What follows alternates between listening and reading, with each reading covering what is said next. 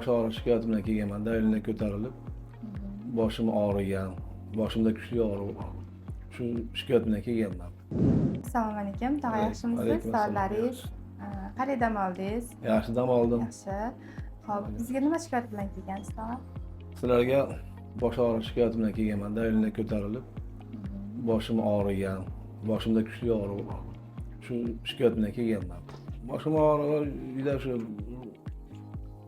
4 kun 5 kun uyda og'ridi. Keyin shu shikoyat bilan sizlarga keldim. Xudoga shukr, mana yotganimga 6 kun bo'lgan bo'lsa, o'zgarish ancha o'zgarish bor.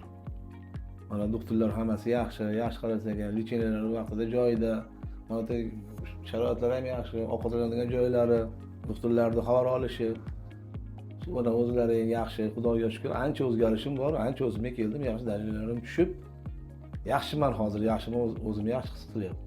Boshlarimda og'riq qoldi. Yaxshi, Xudoga shukr. Yaxshi bo'ling, xursandmiz. Xo'p, olayotgan lecheniyalardan mamnunsiz? Mamnunman. Shikoyat qiladigan joylari yo'q. Juda yaxshi, Xudoga shukr, yaxshi. Yaxshi bo'ling. Boshqalarga tavsiya beramizmi? Boshqalarga tavsiya beraman. Kelsin shu yerga. Lecheniyalarda olishsin, mana singari lecheniyalarda olib shifo topsin. Meni tavsiyam shu. Shu yerga kelsin. Mana Yorqinjon doktorimiz yaxshi ekan. Elyorbek mana yaxshi doktorlar, mutaxassislar yaxshi ekan. Sharoitlari yaxshi. Xudoga shukr, yaxshi.